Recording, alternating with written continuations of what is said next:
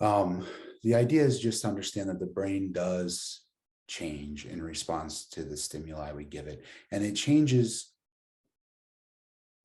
in long-term ways and in short-term ways. So certainly as we grow and develop naturally, our brains grow and develop. When human babies are born, our brains are way underdeveloped. And if you've raised children, you watch their cognitive and social abilities improve. And neurologists can tell you, what regions of the brain change during what age ranges for children as they grow.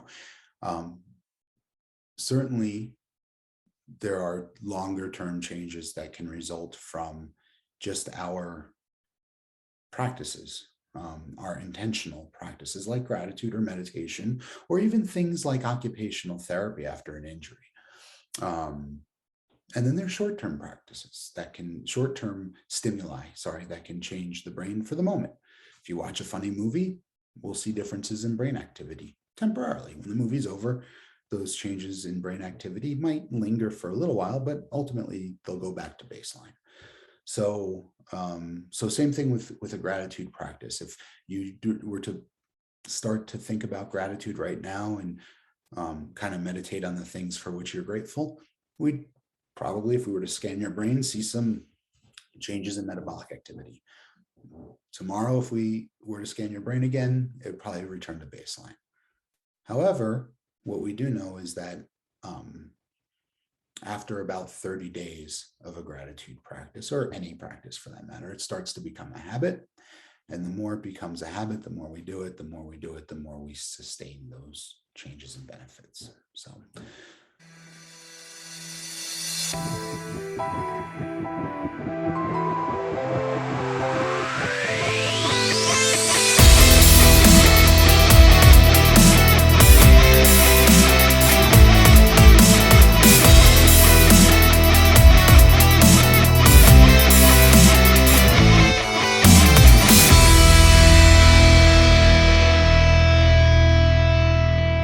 Hello, and welcome to the Growth and Thriving podcast. I'm your host, Dr. Jerry Sunshine Novak. And today I want to spend a little bit of time digging into the concept of gratitude. I want to talk about gratitude. Gratitude practice and gratitude can sometimes seem to folks like, hippy dippy, new agey kind of concept or idea or practice.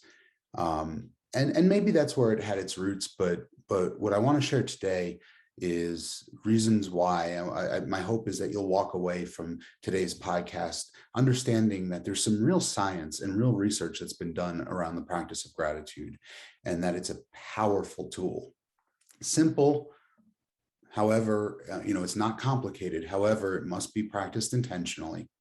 It must be practiced regularly, and it provides reliable and predictable and powerful benefits to people just wanting to improve their well-being in their lives, to people wanting to improve their organizations and how their organizations function, to parents wanting to perhaps have an easier time parenting or raise happier, healthier children. And so gratitude is a really powerful tool. And what I wanted to do is get into that. I think today is a great time to get into it because we just had Thanksgiving last week, and I hope that everyone had a lovely Thanksgiving and enjoyed good food and good company and good rest. And then currently we're in the midst of Hanukkah. Tonight is day 3 of Hanukkah. And then coming up in a little less than a month will be both Christmas and Kwanzaa and Yule as well. And I suspect that it's not a coincidence that all of these different cultures and religious practices have holidays focused on gratitude, or at least partially focused on gratitude, all falling at about the same time of year. Thanksgiving's a little newer, right? That's an American holiday. However, I suspect that in older times, in times before our modern civilizations, people recognized that life was about to get harder in the winter. Crops were harder to grow, game was harder to find, survival in general was difficult, and that there was a need to intentionally focus ourselves on the things for which we're grateful, the things in our lives for which we have gratitude. So I don't know that that's accurate. I don't have data supporting that, but to me, I suspect that it's probably not a coincidence that several of these holidays all fall at about the same time of year, right when the days are short and the weather's cold, and all of them sort of egg us on to practice gratitude, to think about the things for which we're grateful. So that said, let's jump in and let's talk about gratitude, and let's think about this and sort of pull it apart a little bit.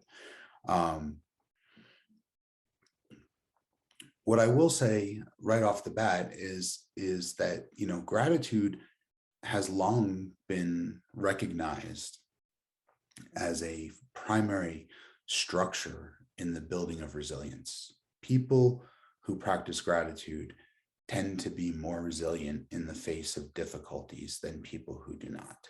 And we'll get into it a little bit, into why that is. I'm not going to get deep into neurobiology today. I think that's beyond the scope of this podcast. However, if you have an interest in that, you can by all means go to Google Scholar or EBSCOhost or any of the academic journal listings. And you can find research that's been demonstrated, that's demonstrated how a gratitude practice changes both the structure and the function of the brain. I'm sure there's probably some more trustworthy academic things somewhere on YouTube, maybe people who have presented at conferences and things of that sort. But the thing to know is that the brain is they refer to the brain as plastic. Doesn't mean it's actually made of plastic. What it means is that it's capable of what they call neuroplasticity, the ability to change. And our brain readily changes throughout the lifespan in response to stimuli we provide it. The brain can change for better or worse in response to what we eat, in response to how hydrated we are, in response to how well we sleep, in response to injuries we incur. Things like concussion can alter brain function and structure. And when I talk about function, what I'm typically talking about is using technology like a functional MRI. We can, or a PET scan, we can watch the brain work, and we can see that when we change stimuli of some sort, there are changes in metabolic activity in different regions of the brain. So we might see one region in response to a particular thought or idea or image, or even a physical stimulus, pain, for example.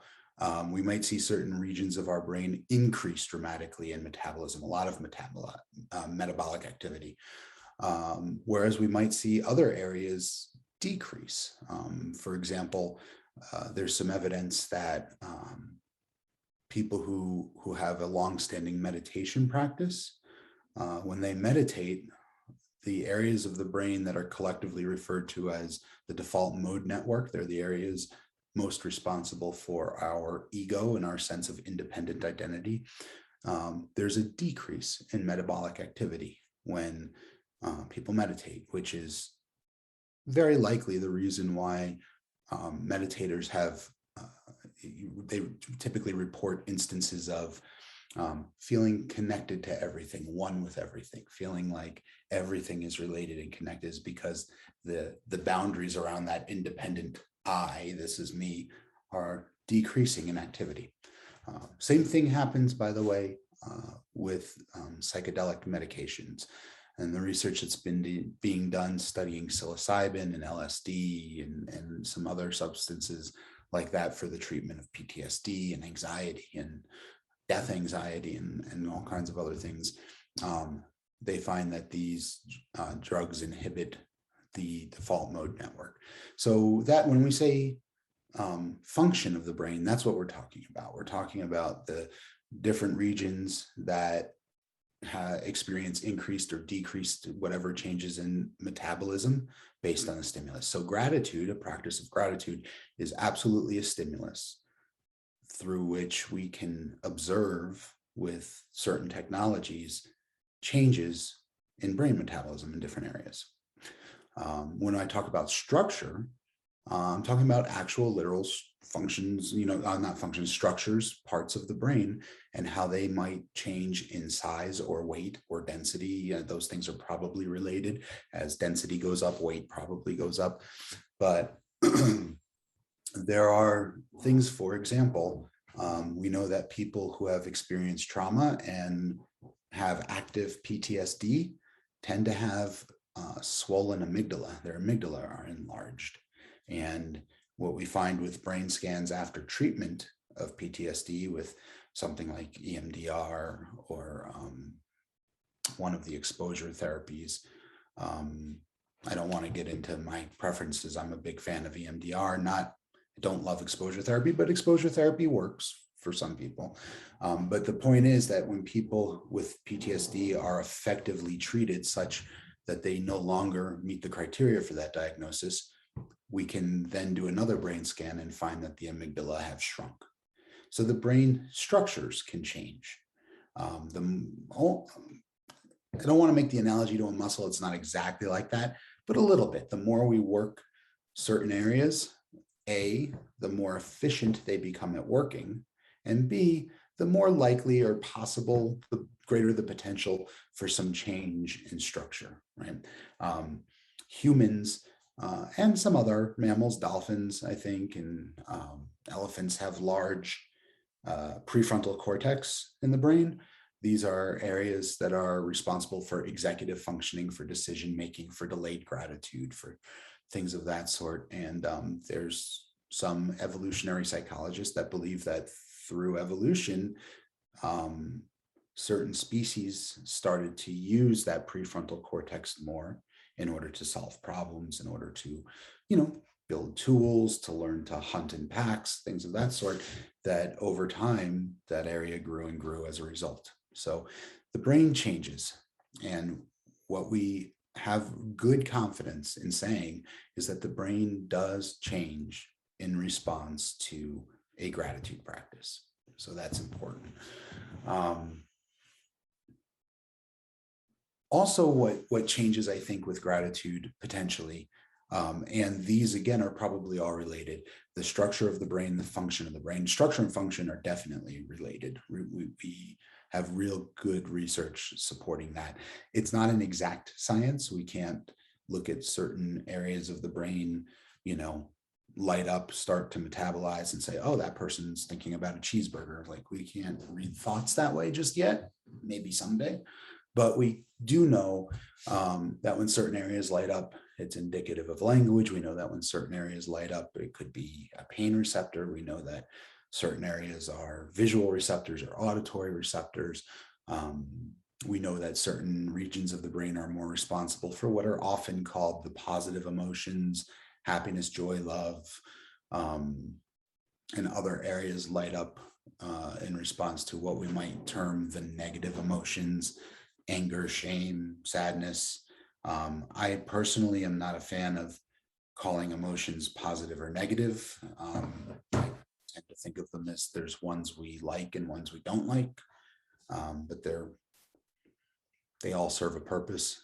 That's probably content for a different episode, but the idea is just to understand that the brain does change in response to the stimuli we give it, and it changes in long-term ways and in short-term ways. So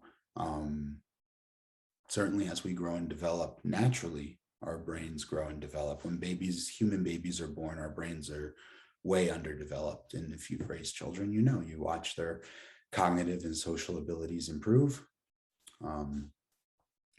And neurologists can tell you, what regions of the brain change during what age ranges for children as they grow.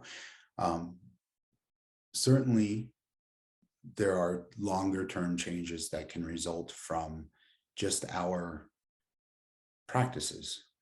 are intentional practices like gratitude or meditation, or even things like occupational therapy after an injury. And then there's short-term practices short-term stimuli, that can change the brain for the moment. If you watch a funny movie, we'll see differences in brain activity temporarily. When the movie's over, those changes in brain activity might linger for a little while, but ultimately they'll go back to baseline. So, same thing with a gratitude practice. If you were to start to think about gratitude right now and kind of meditate on the things for which you're grateful, we'd probably, if we were to scan your brain, see some changes in metabolic activity. Tomorrow, if we were to scan your brain again, it would probably return to baseline. However, what we do know is that after about 30 days of a gratitude practice, or any practice for that matter, it starts to become a habit. And the more it becomes a habit, the more we do it, the more we sustain those changes and benefits. In terms of neurobiology, that's what the research has demonstrated. And, that's promising, that's great, but it doesn't necessarily give us real tangible material about how this impacts our lives, right? So many people are familiar with Brene Brown. She's a prolific writer and speaker. She is a social worker who has been a longtime researcher in the area of shame and vulnerability. And her research demonstrated, what Brene Brown has done throughout her career is looked at shame and vulnerability and the way it impacts people. And it started her early books like The Gifts of Imperfection, started sort of on an individual level, how experiences of shame could get in the way of things like vulnerability, and how increased vulnerability builds closeness with others. Really important work, and she does a beautiful job of presenting it both written and verbally. Her TED Talk for a while, I don't think it's the single most viewed TED Talk anymore, but it was for a while, and I'm sure it's still in the top 10 or something. So you can probably Google that and find it. It's worth watching. But in her research, Brene Brown started to encounter people who were less inhibited by shame, that were more willing to live an authentic, vulnerable life. And she started referring to these people as wholehearted. They were, in her words, living wholeheartedly. And she went about searching for what separates these people, because most of us, probably all of us by the time we're adults, have some shame-inducing experiences, right? We have experiences in our childhood, either with our parents or with our peers or siblings or whatever it is, and end up with areas of shame. And shame, of course, is a sense of diminished self-value, self-worth. Shame is the idea that I am inherently unlovable or unworthy of belonging. And so if I wasn't fill in the blank, if I wasn't the star athlete, the straight A student, the perfect spouse, the perfect parent, then nobody would want me around. And so what happens when I function from a place of shame is I'm very motivated to try to hide or cover up the areas of my life in which I don't excel. It's hard for me to be a beginner at anything. So I tend to want to do the things I know I'm good at. I want to tend to please people, make people happy, so that I'll get in return a sense of feeling loved and valued and wanted, and kind of live with a fear that if anybody did see me, let's say I'm not a very good cook, and I avoid making meals, because if I did and people found out I wasn't such a good cook, maybe they wouldn't want me around. So that's what it looks like to live from shame. That's sort of a benign example. Some people find that experiences of shame are incredibly limiting in their life. Part of what I do as a coach, a big part of what I do, is help people confront and deal with shame when it's limiting them in achieving what they want in their careers, in their relationships, in their lives. And so again, Brene Brown was experiencing the populations of people who didn't seem to suffer with this. And so she referred to them as wholehearted. And in several research studies and thousands of participants, what she found was that there was one single concept or one single factor that predicted whether somebody would be wholehearted or living from a place of shame.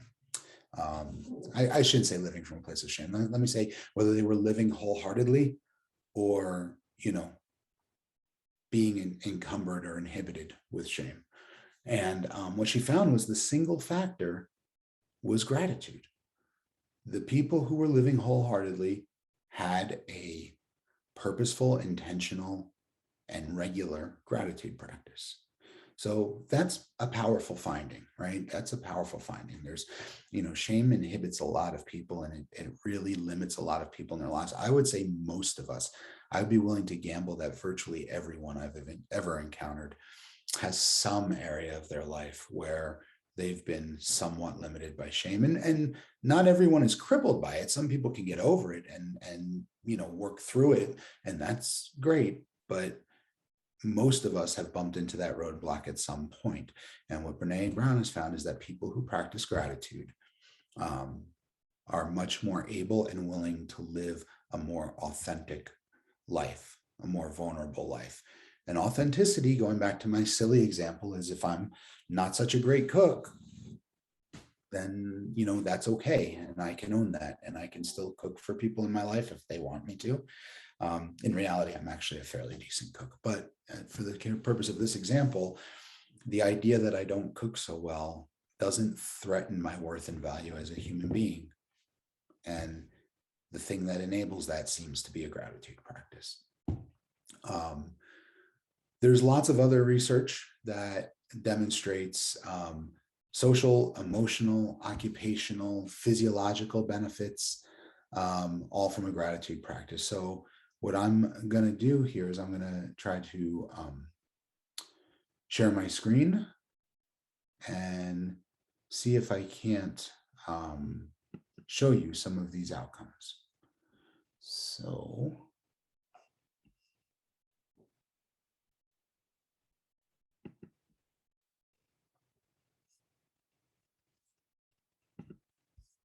okay, so let me move my screen here so that I can show you what I'm looking for.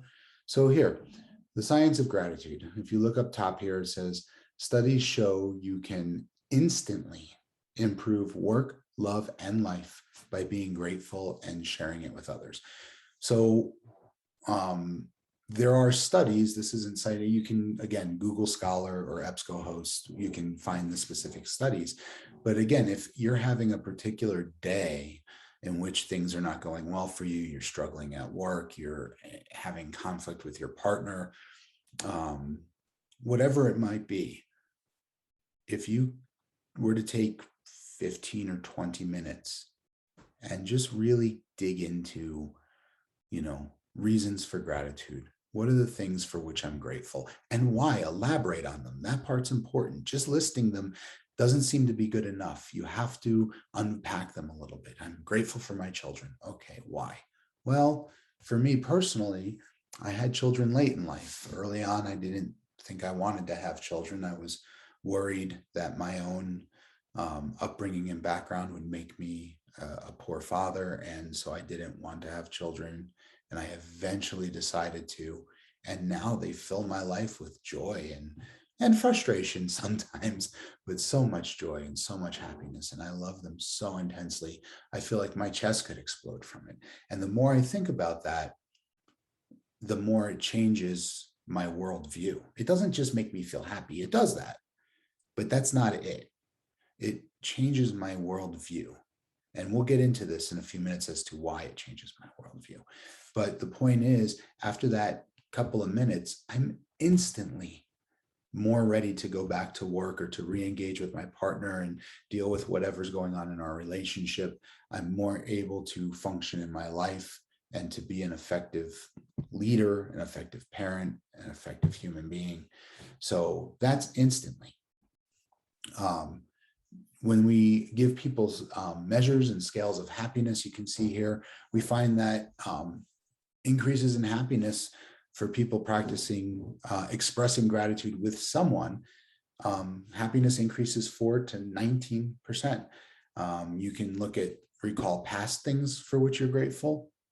You can look for reasons for gratitude in the present, or anticipate future things, a concert or an event like a wedding or a graduation that you anticipate will bring you happiness. The neat thing I want to mention about this 4 to 19% is that that's when expressing gratitude with someone, and that's cool. But there's other research demonstrating that there's benefits to a gratitude practice, even when it's not expressed with someone, even when it's kept private.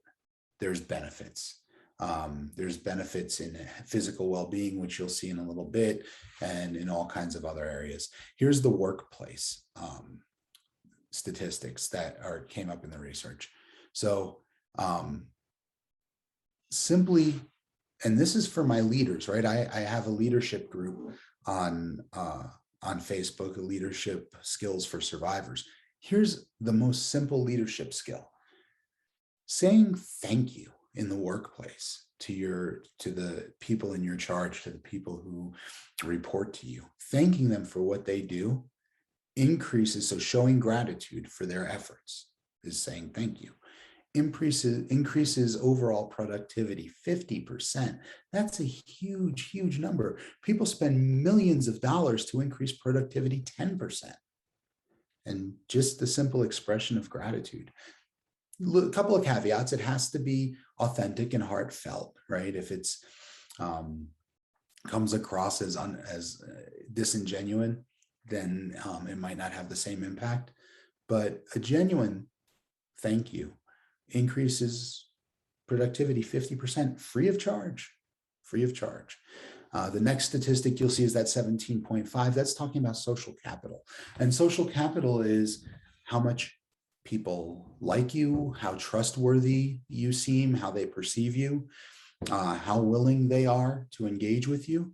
And so those who were 10% more grateful than their peers, so they expressed a 10% increase in gratitude, demonstrated a 17.5% increase in social capital. The people around them were that much more likely to like them, to want to interact with them, to trust them with sensitive material, things of that sort. And then the last statistic you can see here is ways to cultivate gratitude. And we'll get into some of those. There's some relatively simple ones. And as you get better and better at the practice of gratitude, you can stay with those if they're working for you, but there's opportunities to dive a little deeper as well. Let's look at some of the other statistics before we get into those. Okay. So again, for the folks in my leadership group, you can see here on this graphic, there's been research to demonstrate that an increase in gratitude also improves self-esteem and optimism, right? Self-esteem and optimism. How many times have you felt pessimistic or even hopeless about things, and let alone about things in the world around you, maybe about your own ability to deal with stressors or challenges or things?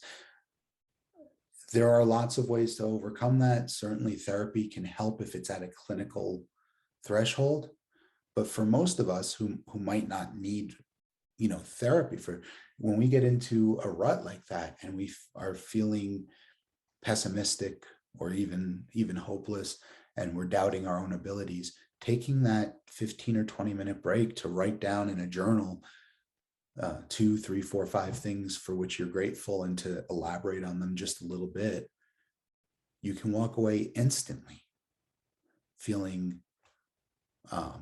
more optimistic and having more faith in your abilities. Doing this also decreases stress levels, as measured in lots of ways.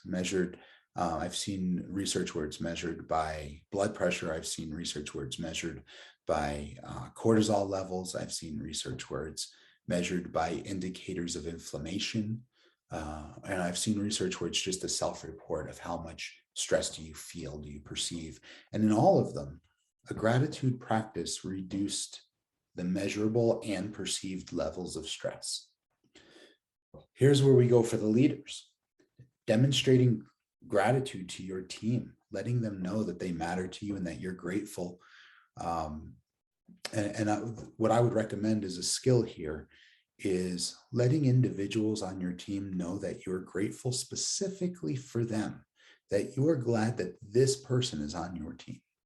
Not only, you can also express gratitude for the work they do, or for problems they've solved, or for maybe things they've come to you, problems they've brought to you early so that you could intervene.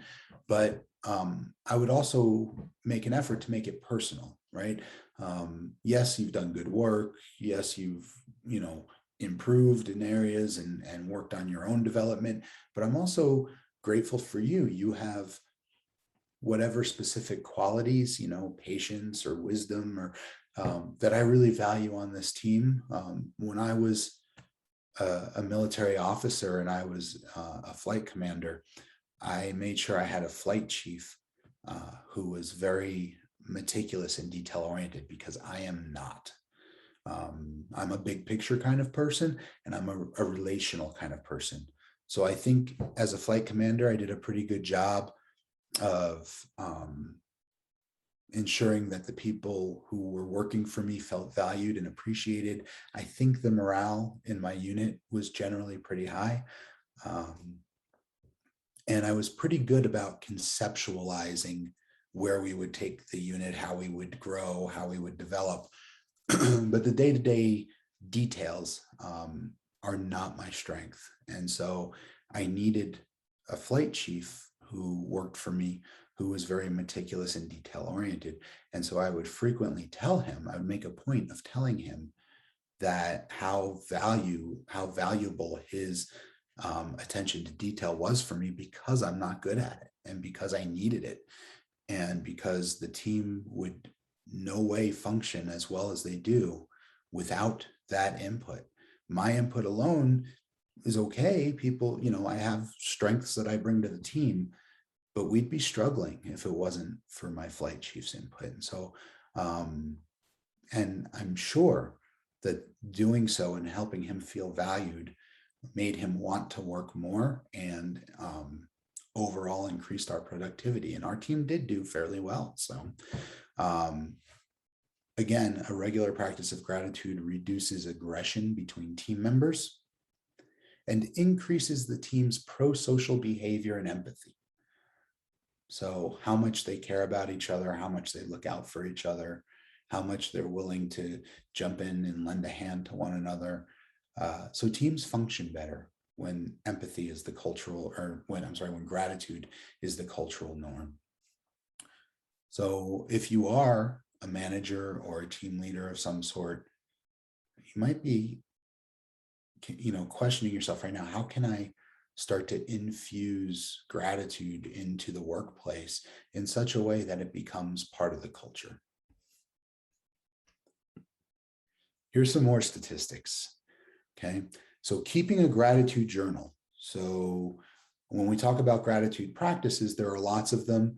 This one study from 2003 dealt specifically with the practice of a gratitude journal, where at the end of each day, people would write in a journal 3 things for which they're grateful, and maybe elaborate on each a bit. And they found that people had 16% fewer physical symptoms. This is, by the way, as compared to a control group. I read this study a long time ago. I think they had a group that did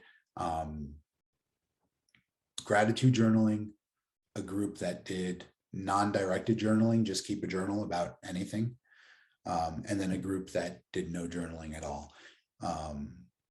The people keeping the gratitude journal had 16% fewer physical symptoms, 19% more time exercising. So they exercised almost 20% more than the people in the other groups, 10% less physical pain, 8% increase in sleep, and a 25% increase in sleep quality. So not only were they sleeping 8% longer, the sleep they were receiving was at least by their report, 25% better than the folks who were not keeping a gratitude journal. In this 2004 study, emotions of appreciation and gratitude. So they coached people. Instead of keeping a journal, they coached them to practice appreciation and gratitude. Was shown to induce the relaxation response. So it activated the parasympathetic nervous system. So the fight or flight response is the sympathetic nervous system that amps us up. Heart rate goes up, blood pressure goes up, breathing gets rapid. We get into survival mode, fight or flight mode. If we then are coached to practice appreciation and gratitude, it triggers that parasympathetic nervous system, and heart rate slows down and blood pressure goes down, and we begin to relax. There's a time and a place for arousal for sympathetic nervous system. I'm not suggesting we never want it, but most of us in modern culture spend too much time. It's detrimental to our health. We spend too much time in that fight or flight kind of a response with tension and worry and excitation. And the ability to induce the relaxation response is valuable. So there's some important findings. 2005, a gratitude visit. So this was a visit with a therapist or coach who helped for the purpose of the visit, coached gratitude.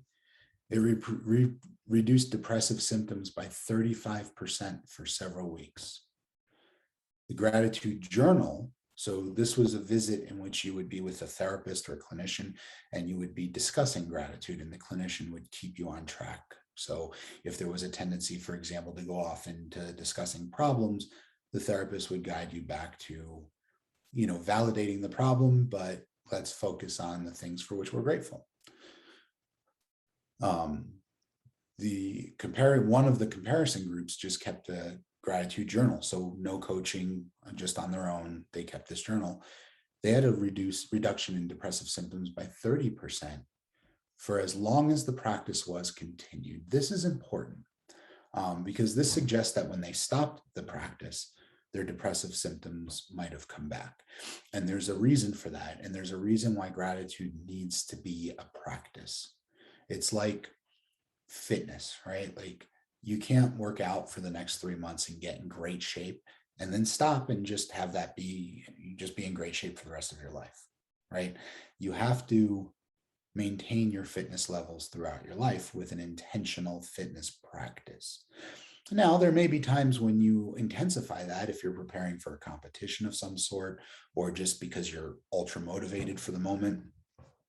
And there may be times when it falls off a little, like around the holidays, because you're focused on family and food and maybe not exercising quite as much. But ideally, people who stay fit across the lifespan have an ongoing practice. And so gratitude needs to be like that.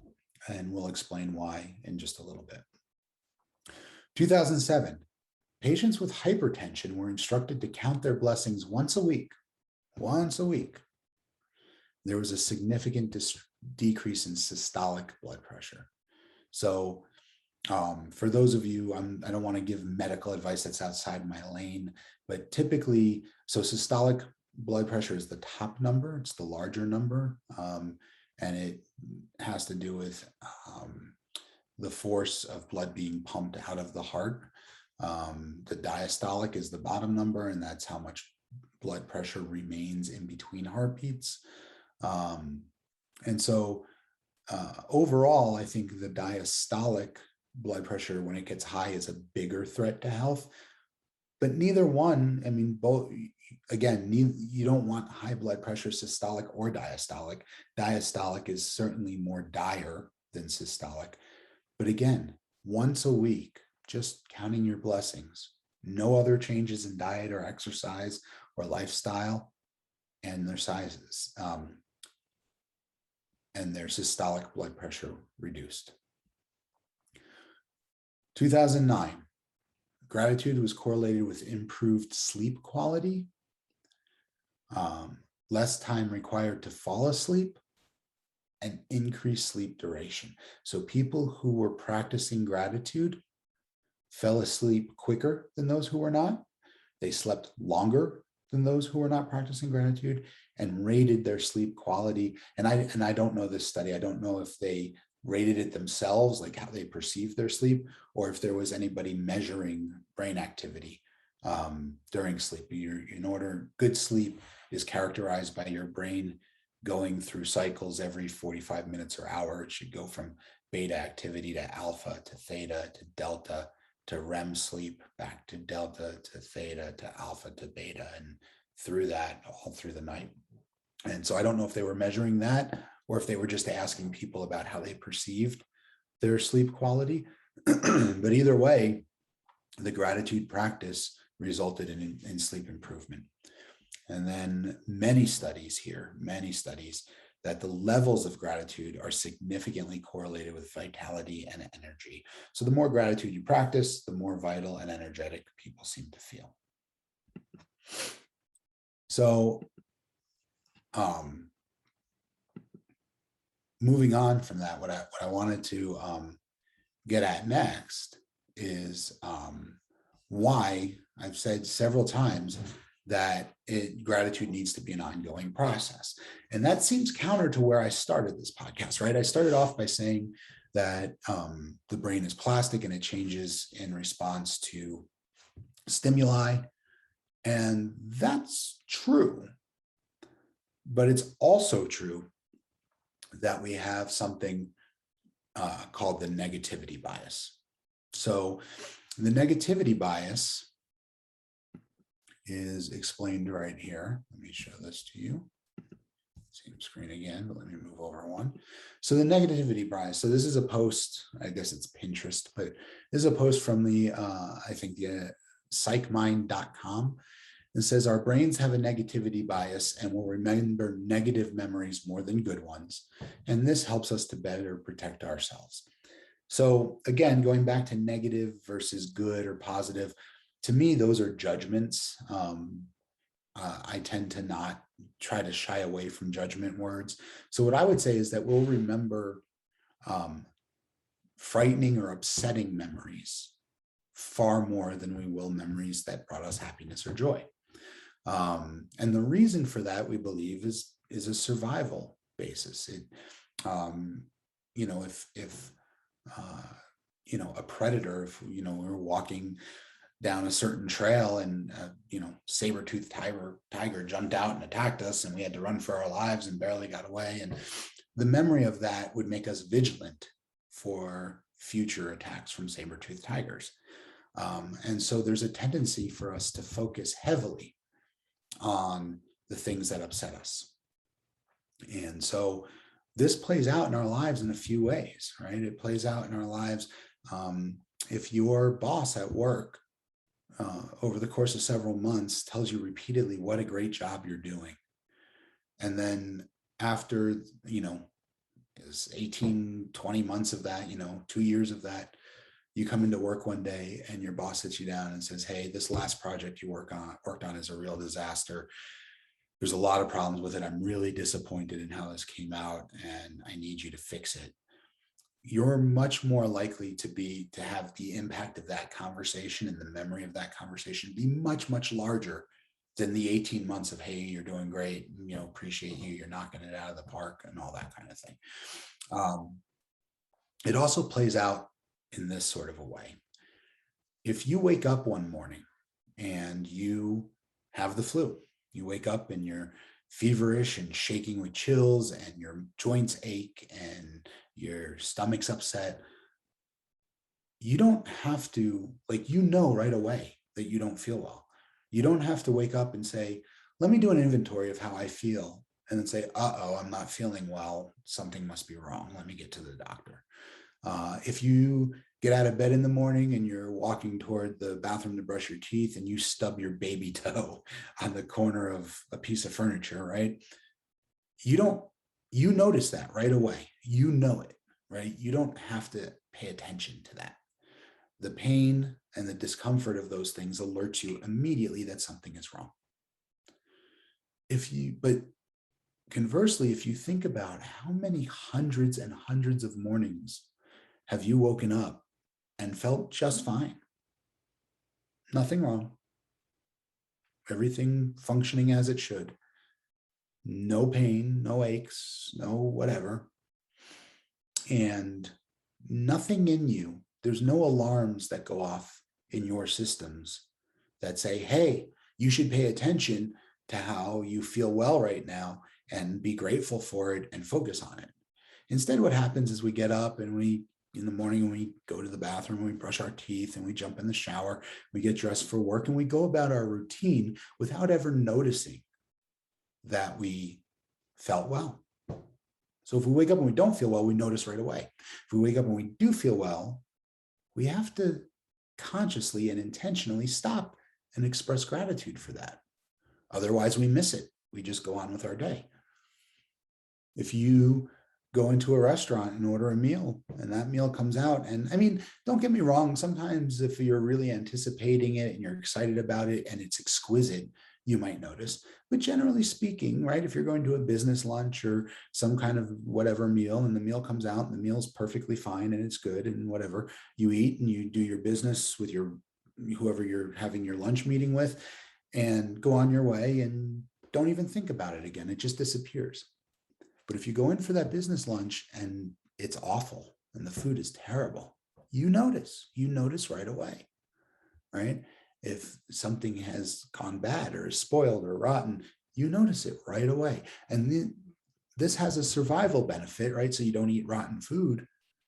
But again, if you want to feel grateful for the meal, that was just fine, right? Maybe not exquisite, maybe not, amazing, but good. You can. You just have to take a moment and slow down and pay attention to it and taste it and smell the aromas and look at it, see if it's visually appealing. And so what research has found, and I couldn't find a cute little meme for this, there's plenty of articles, but basically what research has found is that the cure for the negativity bias is our mindset and a gratitude practice. And it's more than a gratitude. The research has identified 3 or 4 different kinds of practices, specific cultivation of positive emotions, right? So specifically doing activities that make one happy, things of that sort. But the biggest effect is for a gratitude practice. And the idea is we don't want to necessarily get rid of that tendency to recognize problems or issues because it keeps us alive. It's a survival, right? If you wake up and you feel very sick, or if you stub your toe really hard, the discomfort and pain of that is going to cause you to seek out medical attention. So if you are injured or do need medication or something for your illness, you'll go and get it. And we want that. We want to have that alarm system. However, if we allow the negativity bias to reign supreme, it affects our worldview over time. It affects the way we see the world. It affects the way we view our jobs. It affects the way we view our loved ones. It affects the way we view ourselves. And it affects our overall mood, our well-being. It increases systemic inflammation, which then impairs our immune system and makes us more susceptible to illness. And really, having a regular sort of gratitude practice helps. And so what I want to do is talk a little bit about how to practice gratitude since we've gotten this far. And hopefully I've convinced you that gratitude is an important practice. It makes you more productive at work. It makes your teams more productive at work. It makes you happier at work. And by the way, work satisfaction is a big predictor of longevity in a position, of productivity in a position. There's I don't think I showed you this one, but there's a study somewhere demonstrating that people who practice gratitude make something like 7.5% more income than people who don't. So there's something to be said for this practice. And it does need to be an ongoing practice like a fitness practice. It does not necessarily need to be all inclusive. So what happens in the beginning needs to be a little bit more intentional because habit forming is difficult. But once we're in the habit, it can lighten up a little bit. So the most common recommendation that I've seen for starting a gratitude practice is to start it daily for about 30 days. And the most common recommendation is that for 30 days, you either write down in a journal or talk to somebody about 3 things for which you're grateful, and you need to elaborate on them somewhat. So you don't need to write a thesis, but to just list them is probably not enough. You need to elaborate enough that you're imagining those things and starting to feel the happiness, joy, excitement, anticipation, whatever it is that comes with them. And that after about 30 days, there are noticeable differences in people's moods and energy levels and even immune functioning. After 30 days, most people can then reduce the frequency if they want to. Some people like to keep it every day. And ways to reduce the frequency, you could do it on weeknights and take the weekends off. You could write in a gratitude journal on the weekends and take the weekdays off. I'm still doing it weekly. And that one study demonstrated there was benefits to just weekly.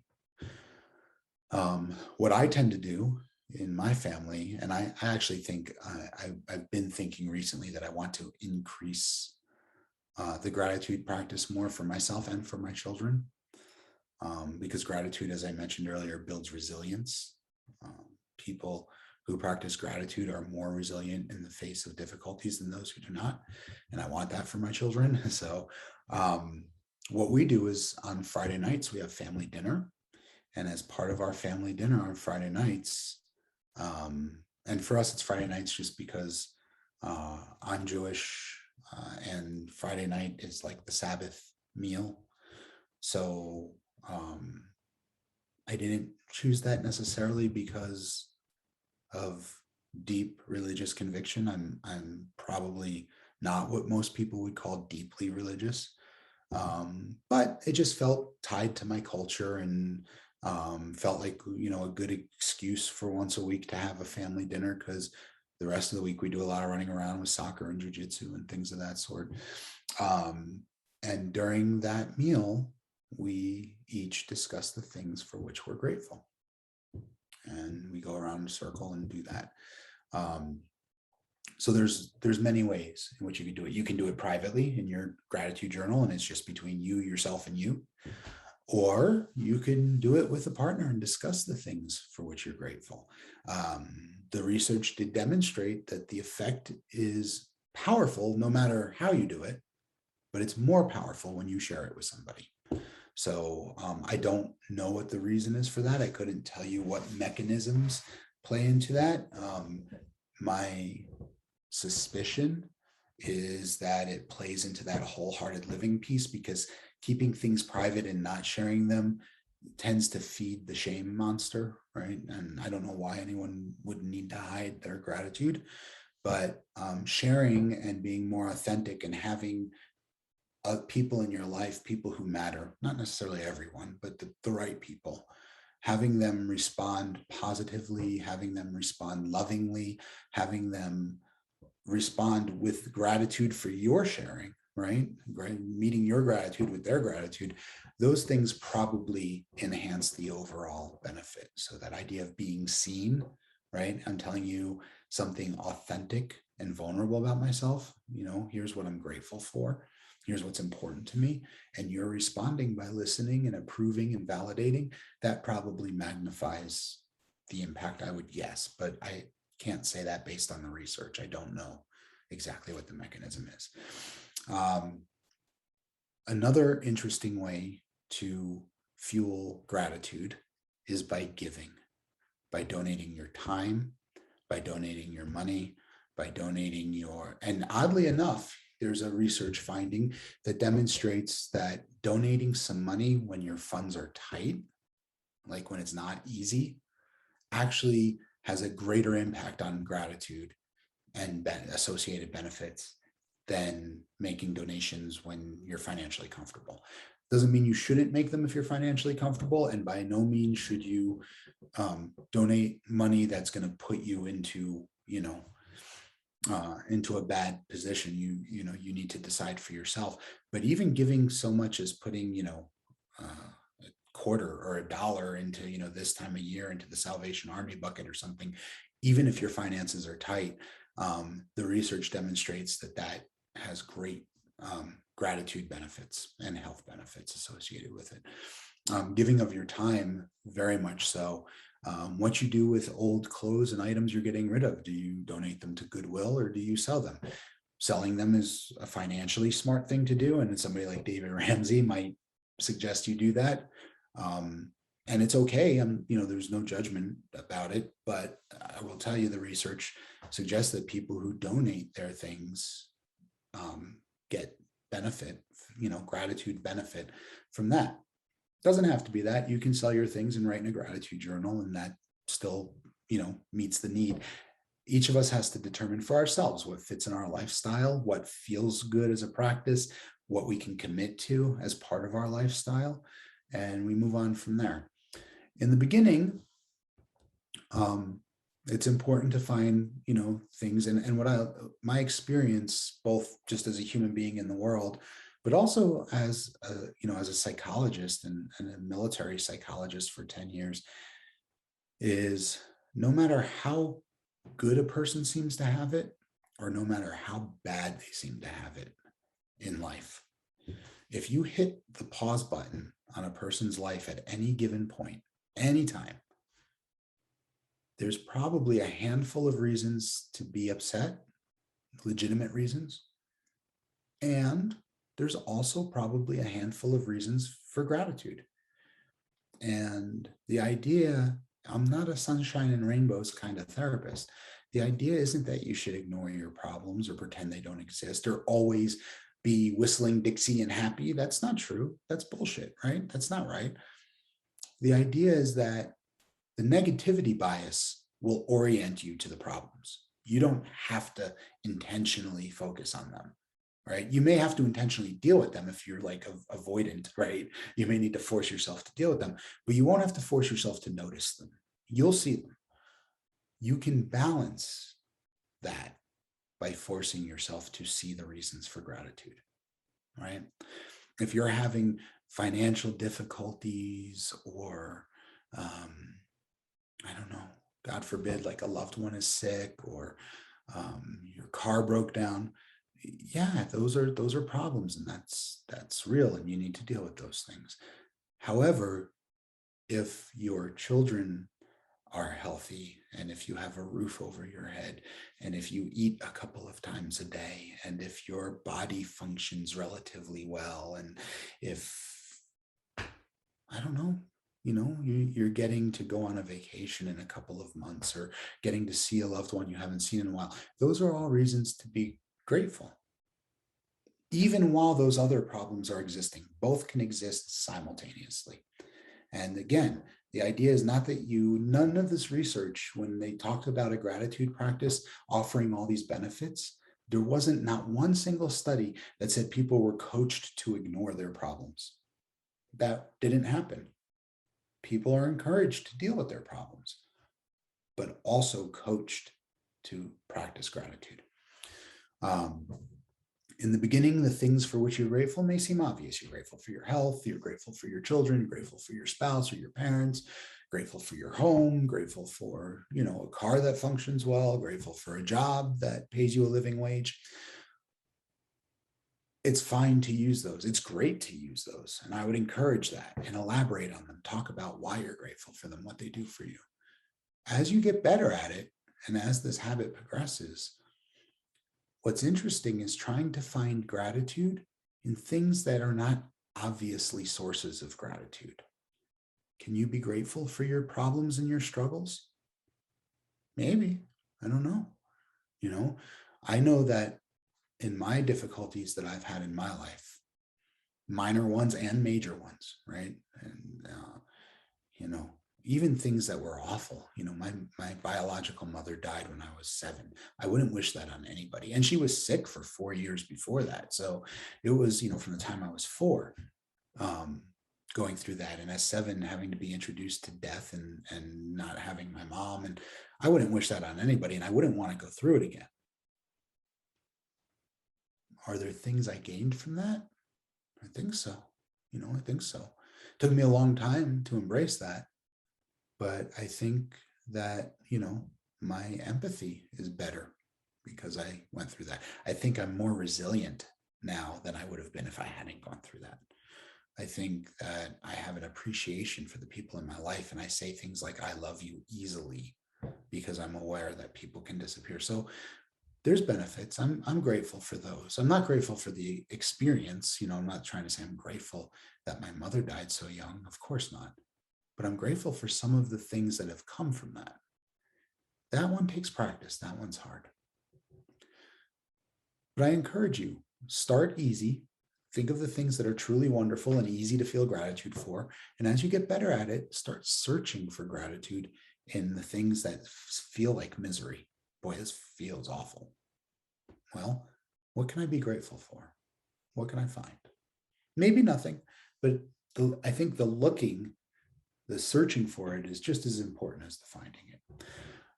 I'll leave you guys on 2 final notes. The first is, what tends to happen is people start a gratitude practice and they start to feel the benefits, and they do feel better and their lives are going better. And after a while, things get busy and life takes over, and they kind of fall off their gratitude practice and don't do it for a little while. And that's fine too. That's okay. But then what starts to happen, as you might imagine, is after several months, frustrations and difficulties, that negativity bias kicks back in. So going back to the brain plasticity, yes, the gratitude practice changes our brain while we're doing it. If we stop doing it for a while, though, those changes are not permanent. We will, in all likelihood, revert back to the negativity bias. And within a few months, we'll be back to kind of grumpy and miserable and stressed and unhappy. And what I would say is that when you're feeling that way, when you're feeling really grumpy and miserable, and we tend to externalize that. It's rare that people say, well, I'm feeling grumpy and miserable because my perspective is no good. But usually we're grumpy and miserable because of all these things happening out here, because our children are a pain, because our spouse is a pain, because our boss is a pain. And the minute you catch yourself in that spiral, that's a symptom, right? The way you wake up with a fever and you're like, oh, I might have the flu. The minute you start to get grumpy like that, or as soon as you recognize it, ask yourself, when's the last time I did a gratitude practice? Because you may find it's been a few months. And if it has been a few months, then start again. And you'll probably start to feel better. Your problems will still be there. They just won't bother you as much. So that's the first piece, is that negativity bias will come back.